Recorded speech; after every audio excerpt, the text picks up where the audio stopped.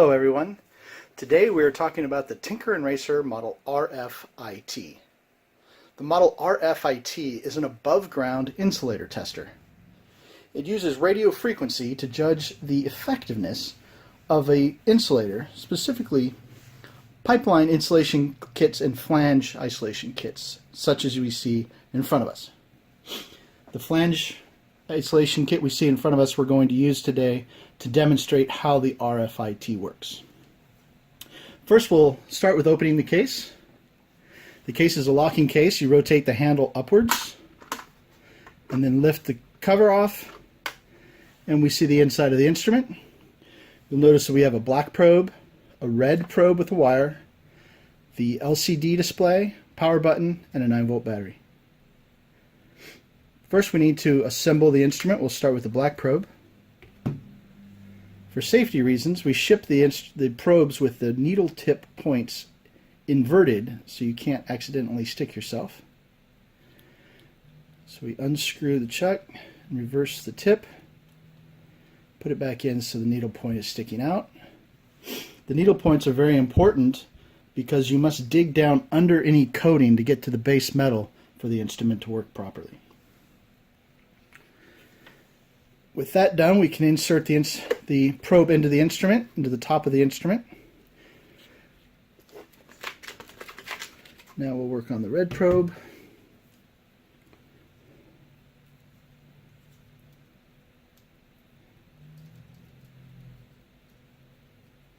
Maybe. There we are. And we'll insert the red probe into the instrument as well. The probes can be inserted into either side. There's no polarity issues of any kind. And the instrument is now assembled and ready to be powered on. Push and release the power button, and we'll notice the LCD display is showing us all the bars to the right, and there's a slow beep. A short is indicated by touching these probes together. The LCD moves all the way to the left, and the slow beep becomes a solid tone.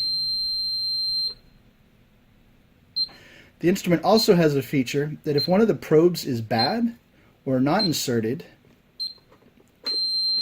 the instrument alarms to let you know that it's not properly put together. And that puts it back to where it is. We're now ready to work on using the probes to judge the effectiveness of the isolation of this flange kit. As you can see with the RFIT, one is a fixed probe, one is a movable probe.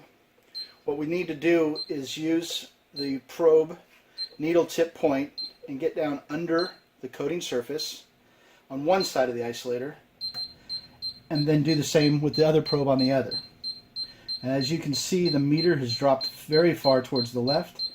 The beeping has sped up, not quite a solid tone, not exactly a dead short, but certainly indicating there's some sort of a short between either side of this isolator.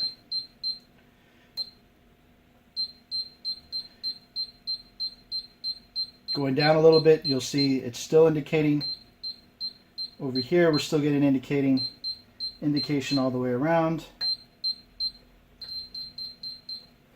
Want to be able, when you're checking, you want to move the probes around the circumference of the flange kit to make sure that you're checking all the different areas, and also that you're digging in properly and getting underneath that coating every direction you go.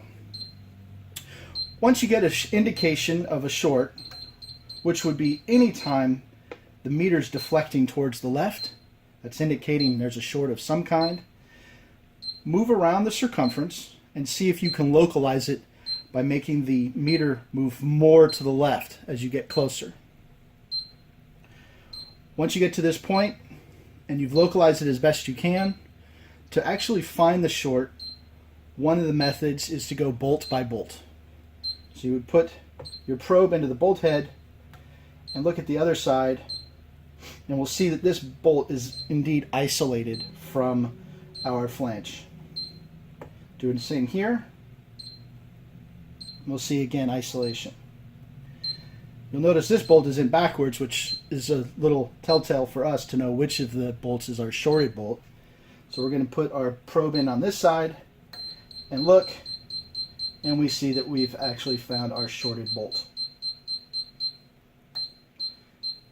And you can test these on both sides of the flange.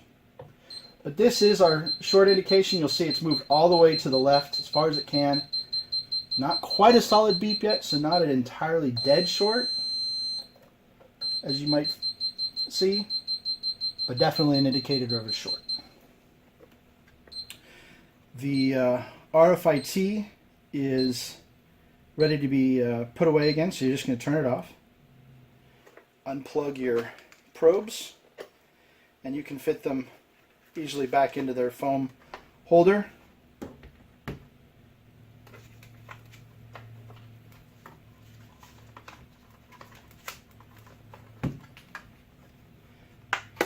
Close, rotate, squeeze the lid closed, rotate the handle back down. The instrument's now ready for storage. Thank you for watching our short video on the model RFIT above ground insulator tester. If you'd like more information on this product or any of the other 45 products that Tinker & Rasor makes, please visit us online at www.tinker-rasor.com.